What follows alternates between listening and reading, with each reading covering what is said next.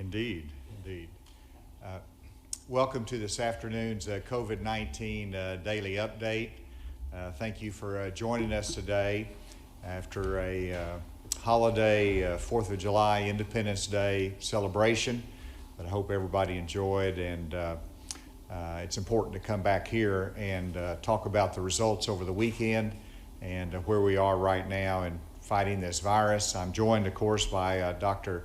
Nate Smith, Secretary of the Department of Health, Dr. Jose Romero, as well as A.J. Geary here, Director of ADAM. And then we have Stephanie Williams, who's the Chief of Staff Deputy Director at the Department of Health. I want to first thank all of our healthcare workers that while we were celebrating the 4th and having cookouts, our healthcare workers were hard at work, taking care of patients, doing their work on the front line. And I want to express my appreciation to them. And I know that the caseload is heavy, and you're carrying the bulk of that, and we're grateful for it. And we remember the work and the service that you're providing to the state and to your patients. Let's go to the case reports. Just to look back over the weekend, Saturday we reported 587 new cases, Sunday 605 new cases, and today we have an additional 439 new cases. And so yesterday total cases were 23,814 in terms of cumulative COVID cases. Adding 439 brings us to 24,253. In terms of hospitalizations, we've seen an increase of 12. That brings us to 337 that are hospitalized. We've had 5 additional deaths. That brings us to 292. The top counties in terms of new COVID cases: Washington County had 77, Pulaski County 46, Yale County 36, and Benton County 36 as well, with the rest of the counties under 20. In terms of testing, we had 3,615 tests that were taken, and as you can see, that's down a little bit from what we've been doing. Obviously, the holiday weekend, Sunday, has an impact on that number. And so let's go on to the charts, and we'll look at it from a different way. If you look here in terms of the number of new cases, you can see the last 24 hours with 439 cases. You look to the next one, the rolling average, and you can see, and this is better, this shows a flattening out there, which you don't take for granted, because you recognize that with 400 and some tests that we had fewer tests over that last 24-hour period. The number of active cases did dip down the last 24 hours. We had more people recover than got sick, so that's a good sign. And then you see the number of currently hospitalized. This is something we watch, obviously, very carefully, not just in terms of total, but in terms of the region and the needs there. And we're going to elaborate on that by region here in just a moment. And then if you look at the 7-day rolling average of new cases in the Northeast region. So we're going to go through each region in terms of cases and then in terms of hospitalizations. So the Northeast region, and you got to put it in perspective, this is 30 cases here, and they had a spike at about 40 new cases a day, and that's come down some. The next one is for the Northwest region. This is good news for our state. You can see a steady decline from the high water mark in that Northwest region. That is very good news for us. The next one is the 7-day rolling average for the Southwest region. And of course, here you have a couple correctional facilities. And so you had a peak there a couple days, but that's leveled off. And then you go to the Central region, and this is one we have to watch more carefully, because you see a very steep increase in the last 10 days here in the central region. Of course, the last 24 hours has went down a little bit, but we want to watch that carefully. And then in the southeast region, it looked very similar to the southwest region where you had other correctional facilities. You have some spikes, but you have it flattened out. And then this is the same, just putting it on the same chart, and this is helpful because you can put it in perspective. So the northwest region is the high one that shows you at 200 and some new cases a day in the northwest region, but it's on that downward trend, so that's good. The one that's on the more upward trend is the central region, but it is at a lower level. And so that's at 100 and some cases. And I know Dr. Smith wants to talk a little bit more about that central region. Let's go back to the other one first. And you can see the other ones still are heading the right direction. So the top two are the northwest, even though it's trajecting down, and then central because it's trajecting up.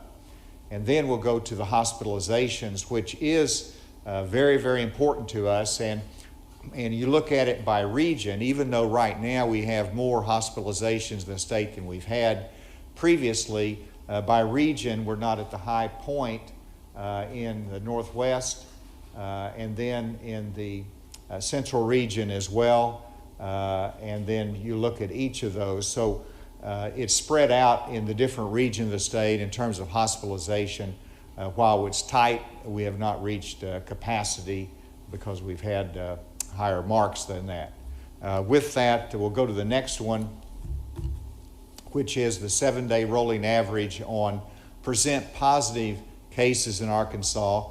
It is a concern because you've had a couple days that you've reached over 10%. In fact, the last day we've reached over 10% with a fewer number. So that positivity rate is not where we want it to be. We need to have that go down more. Obviously, that reflects some spread in the community that we want to get that down. And then the cumulative, I do want to announce that because of the chiding of Dr. Smith, we're going to raise the level of our goal for testing in Arkansas in the month of July. And so we set it at 180,000 goal. We're going to increase that to 200,000. That depends, of course, on demand. We believe that will be there, but it also depends upon our testing capacity. We're hopeful that that will be the case. We believe it will be. We're setting our goal at 200,000 for the month of July, which is upward. And so with that, I want to finally review where we are on contact tracing. And we've asked Stephanie Williams to be here to comment on this as well. But as you know, the Department of Health has 80 personnel that's engaged in contact tracing, and then we have 270 partners that are joining with us. So that's 320 really in-house in that Department of Health and partners team. We have just brought on General Dynamics as a contractor to assist us for a $20 million contract price in round numbers. That will bring on an additional 350 contact tracers. They will start this week. And then we'll be selecting a third contact tracer that will add another 350, another price tag of $20 million that we'll be requesting funding for. And so that in the end will give us close to 1,000 contact tracers. So this is a huge increase in our investment there as well as our capacity. It doesn't mean it's going to be perfect in the fall. We'll continue to monitor that, but those are big investments that we're making. With that, I'll invite Dr. Smith to make comments, and then Stephanie, if you could come and talk again about contact tracing. Dr. Smith.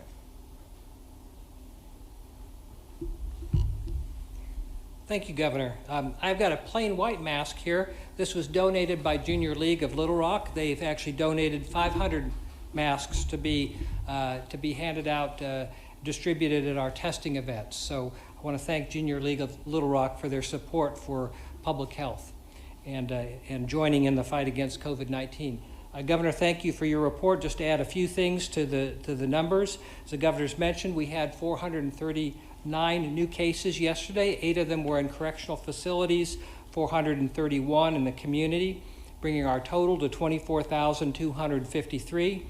Of those, 6,127 are active cases, 117 in a nursing home, 456 in a correctional facility. So our active cases in the community is 5,554. And we now have cases, at least one case in all 75 counties.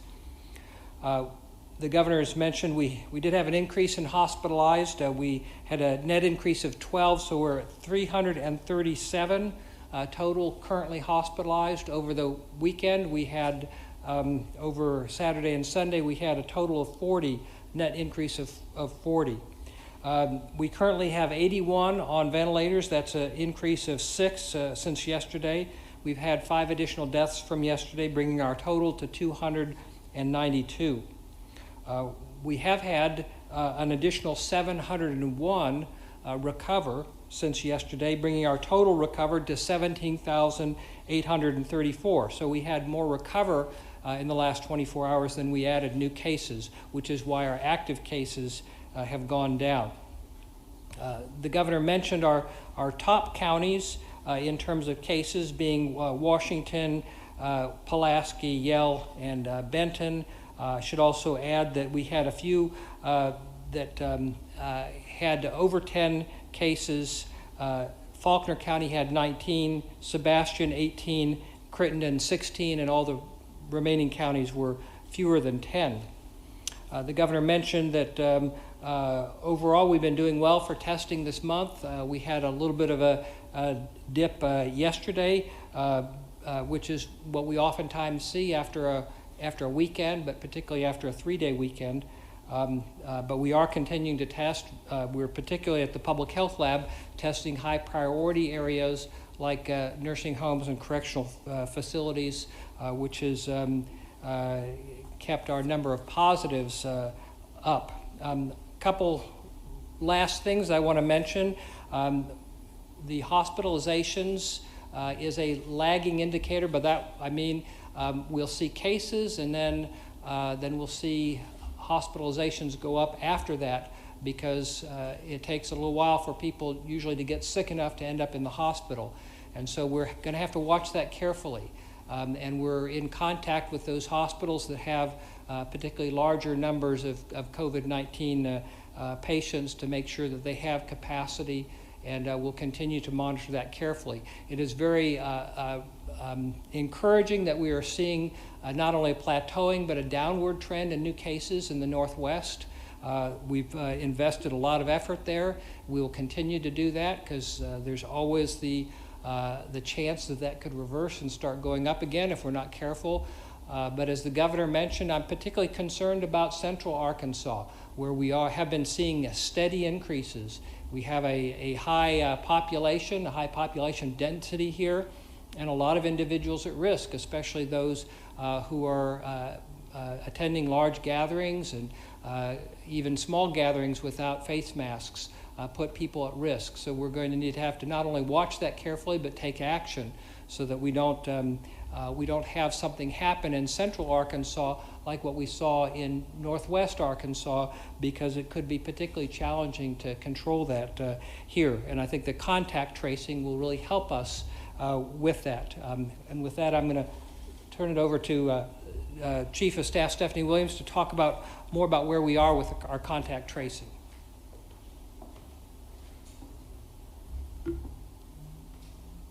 Thank you, Governor and Secretary Smith. A couple of things I want to cover about contact tracing.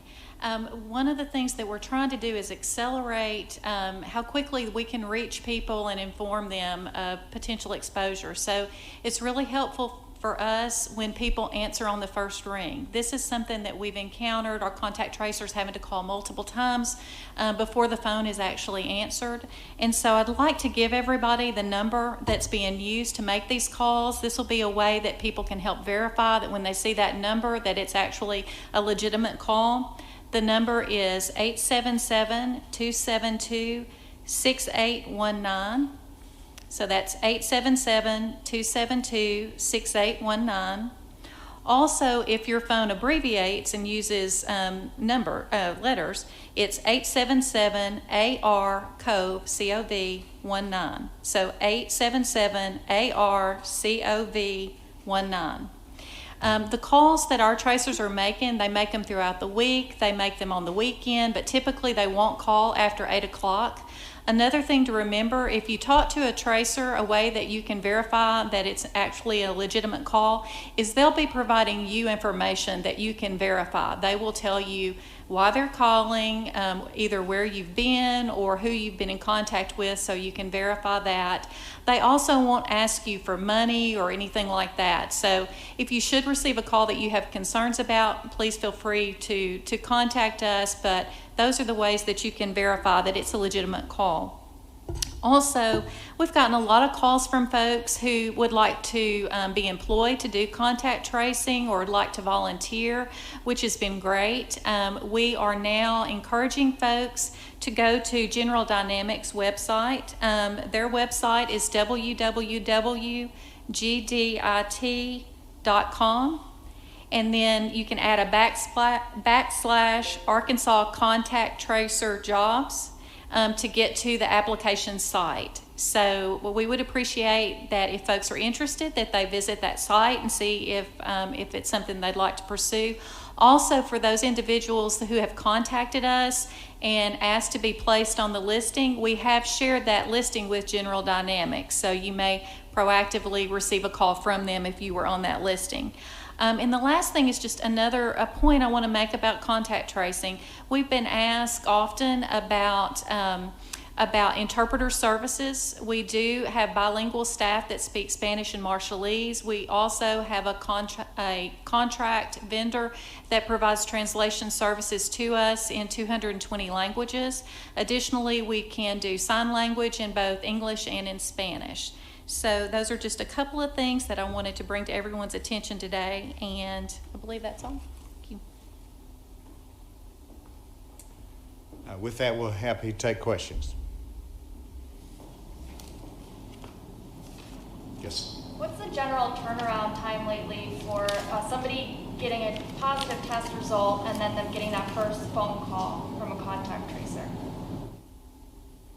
Well, the first challenge, of course, is getting that getting the test result. With the Department of Health, that comes quickly. But sometimes the commercial labs, we might have a gap there of 2 to 7 days, and that's too long. And so that is a concern to us in terms of how long from when they get notified of the positive test and the contact tracing. Stephanie, you have an answer to that?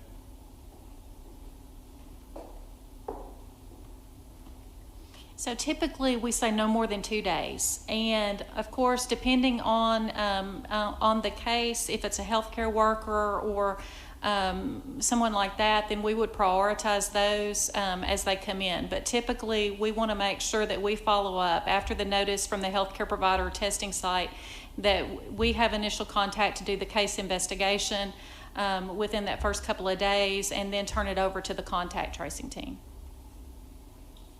You've commented before on Arkansas' behaviors, especially over the weekend. We just had a 3-day holiday weekend. How do you think the state did based on what you've seen and reports you've gotten? Well, it's easy to focus on those that were not compliant, that were not socially distancing, and those get spread around on social media, but it is important to remember that so many, whether it's a business or individuals, worked hard to protect themselves, to protect others, wearing a mask and social distancing. And so there's a lot of good behavior over this weekend. But there is a concern, and Dr. Smith and I have talked about it, as to what this is going to result in a week from now, and whether you're going to see an increase in cases as a result of that. So there was some behavior that was not good or helpful over the weekend, and whenever we can do something about that, we will. But to the largest extent, it is about individuals taking responsibility. And as we fight this virus, I ask all Arkansans simply to do what you can. let's take this on and realize everybody has a role to play. Some people are in the hospital working hard every day. Others are doing essential services, but what everybody can do is to help protect from their personal responsibility the spread of the virus. Starting to see those tests start to come back closer to that 7-8 day, as that becoming a growing concern, especially as we're trying to kind of keep on top of this thing?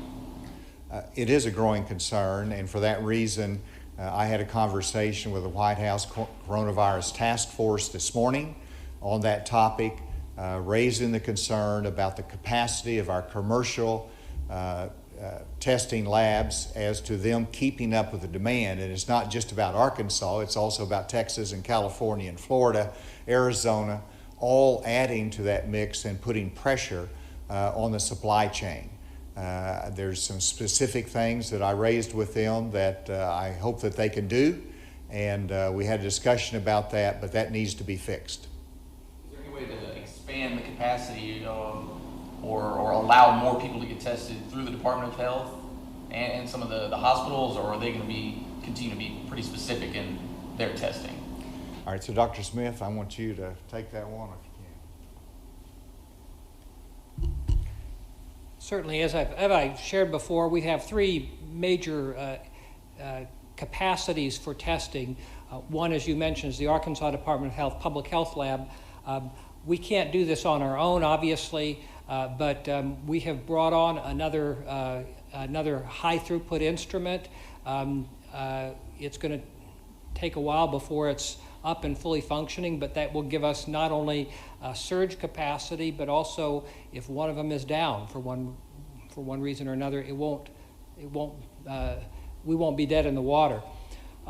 We also have our commercial labs, and as you've noted, we've had some supply chain issues there that has increased the turnaround time in our commercial labs again, and that's a concern. That's what the governor has been addressing. We also have our hospitals that have platforms. Many of them have platforms that can give answers within a few hours, but they have to have the reagents for that, and they're really struggling with that to get adequate reagents to do all the testing that they need to do. So we are expanding our capacity of the public health lab, but we need to make sure these supply chain issues are solved for our commercial labs and also for our hospital labs. So are we just seeing simple supply and demand here, or is there something else going on in those supply chains? I believe this is mostly just plain supply and demand.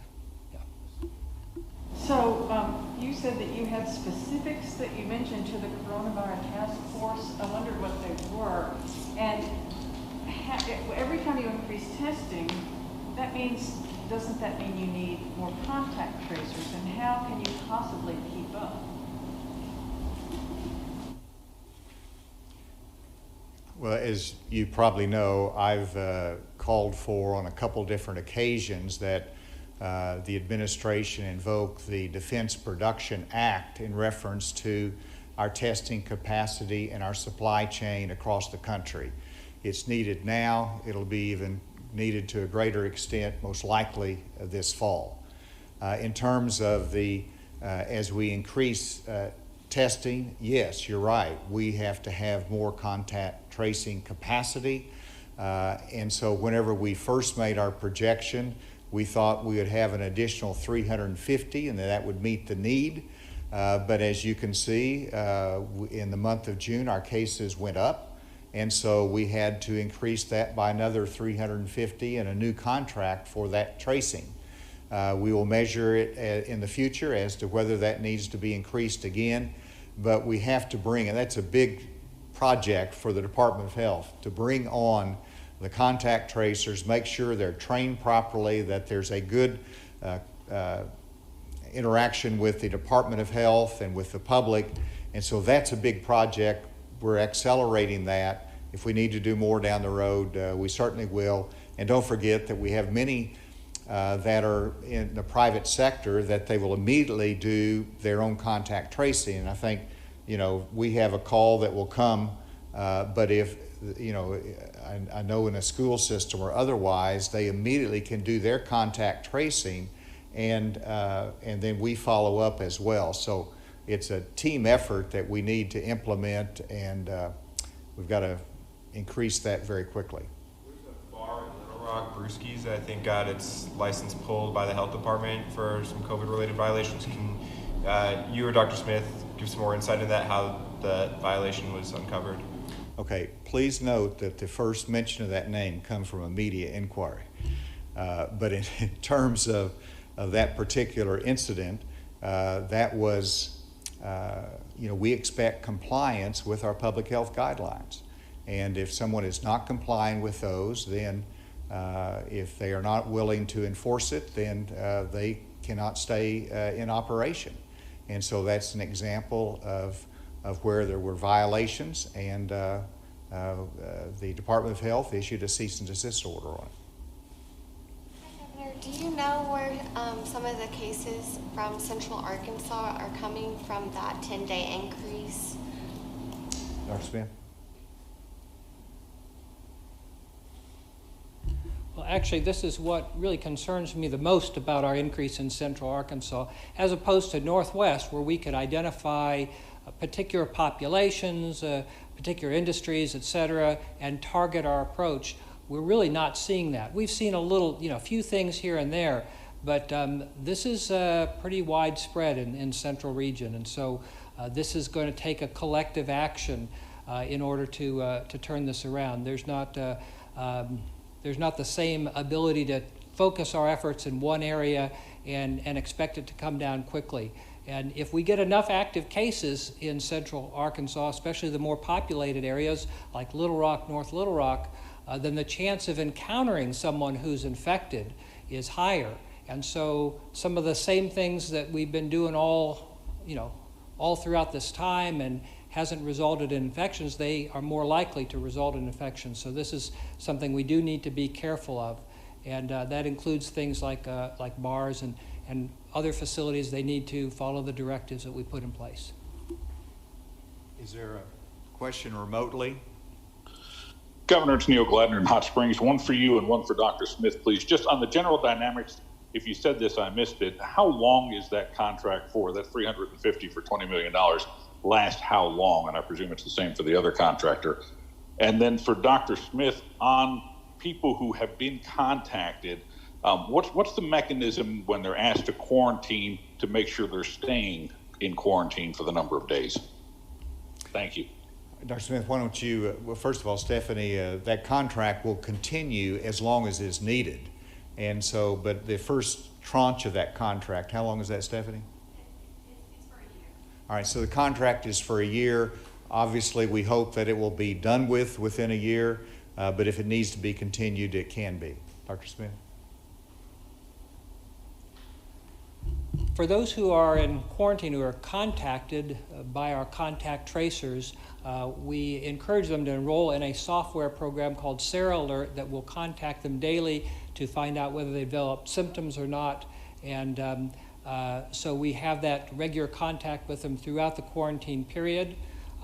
Obviously, we don't have the personnel to go and park outside their door to make sure they don't leave. We give them careful instructions, but if we receive reports that they're not remaining in quarantine, and sometimes we do, then we go ahead and issue an order of quarantine, which is gives sort of a legal enforcement to that. So those are the mechanisms that we use to help assure adherence. Now, if the problem is that they don't have a place to quarantine, then we'll work with them to find a safe facility that's appropriate to quarantine them. Thank you. Another question remotely? Governor, it's Rolly Hoyt with THV 11.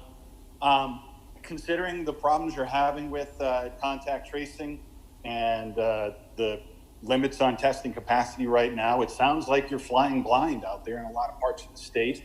How much longer do you think before the skies clear up and you get a better handle on how it's spreading and how you can stop it from spreading? I'm not sure I heard all of that, but in terms of our investment and what we're going to get on it and when we can turn the corner, that really depends upon not just our strategy and investment in contact tracing, the work that we do and the isolation, but it depends upon, to the largest extent, everybody's behavior. And that's where we need every Arkansan to pitch in, to do their responsibility, but also what's in their own interest. If we're going to have a good fall and have school and have sports, we need everybody to really be disciplined now, and that's what we're asking them to do. And I really appreciate so many others that have jumped in there and said we want to do our part.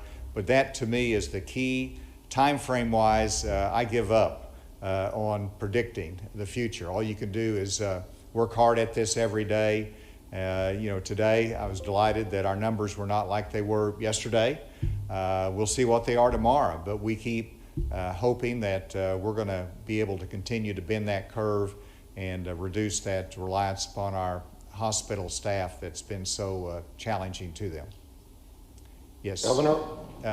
Let's do one at the table and we'll come back remotely. Yes. Thank you. In the past week or so, you said that clusters and transmission in churches has been an issue. Do you have any updates on that challenge? Well, the update is that the word cluster is not something that I would use in reference to the current churches. They've done a great job, and I think the information was that as you do contact tracing, someone will say, well, yes, I've been to church, and that doesn't mean there's a cluster there. And so I've talked to a number of the pastors. They're really working hard at this. And so I don't want to discourage people from going to church, from worshiping, but they understand that it is important to follow the guidelines, and by and large, the churches are doing that. But Dr. Smith? We don't have any expanding clusters at this point. We have, as the governor mentioned, in most cases, these are situations where someone who tested positive reported they had been to a church. We did have a couple of situations where it looked like there was a transmission that probably did occur during a worship service. Those situations have been addressed, and we're not seeing any growing clusters there. Obviously, we're looking for links between cases. We are able currently to link about 75% of our cases. What I mentioned about Central Arkansas is not that we didn't know where they were coming from, but we can't pin them down to one particularly large event or venue. These are smaller groups of folks who are meeting each other, and that's a little bit harder to control with an action from our part. It requires us to continue to lean forward on our testing and contact tracing, but also depend on the public to take the actions that they need to protect themselves and others. And then Governor? Remotely, yes. Yes, this is Mike McNeil at MagnoliaReporter.com. My question is for Dr. Smith. Okay. Between Saturday and Sunday, Miller County, which is the Texarkana area, had a surge of 91 new positive cases and 89 new active cases. Can you elaborate on the situation at the Miller County Jail and what that says about the spread of COVID in southwest Arkansas? Yes, we are aware of cases at the Miller County Jail and have gone ahead and tested all of the all those incarcerated there and the staff. And of the 300, we have something around 90 who have tested positive. So we'll take appropriate action to segregate them, try and prevent the spread of COVID-19. There's always a risk whenever there's an outbreak of COVID-19 in a facility that it could spill over to the community. What we've not seen that so far in our correctional facilities. We've been able to get those under control, and I expect we will with Miller County as well. But obviously, it's a situation that we're paying a lot of attention to, working with those in the community. Jay. How behind are we on contact tracing, A, and then B, about how many on average can we sort of pinpoint per day? Stephanie, you want that, or Dr. Smith? In terms of behind, It's a difficult question to answer because there is a delay between when a sample is collected and when we get the report, especially when we have longer turnaround times in our commercial labs. But then, we are not behind in terms of making that initial case contact, case investigation. Sometimes it does take us a little while to get a hold of that person, but that's not, that's to be expected. Where it's challenging then is to follow up on all the contacts in a timely fashion, and that's where having additional contact tracers will really help us. And as Stephanie's mentioned, the governor's mentioned, we'll go from where we are now, which is at about 350. We will double that with this contract, and then we'll triple it with the second contract. So we should be doing much better in terms of our capacity to quickly make those contact tracing and identify those chains of transmission so we can interrupt them. So I guess how long on average does it take to, sort of case closed on any one person? I don't have the most current numbers on that. Stephanie, do you want to comment? So it is a process, and so I think case investigation, it's important to understand that that's really an interaction with clinical staff that takes 45 minutes to an hour, so it's pretty time intensive. The case investigation, typically for every patient, they average about 2 to 3 contacts. So those contacts, when we're having those encounters that the contact tracers have, that's about 30 minutes on average. If it's really simple and easy, people remember everything, about 20 minutes, but typically, 30 minutes, sometimes 40 or more, depending on the individual. So, and in addition to that, when people test positive, when people are asked to quarantine, it's a period of time, so 10 days, 14 days, depending on the situation. And so it's not easy to quantify that. So I don't think I answered your question exactly, but hopefully that helped. Last question. Something you said earlier, I want to clarify. Did you say that there were now an active case in all 75 counties? And if so, is that the first time that we've seen at least one active case in all 75 counties at the same time? Dr. Smith did. Go ahead, Dr. Smith. No, I didn't say there was an active case. There had been at least one case in all counties.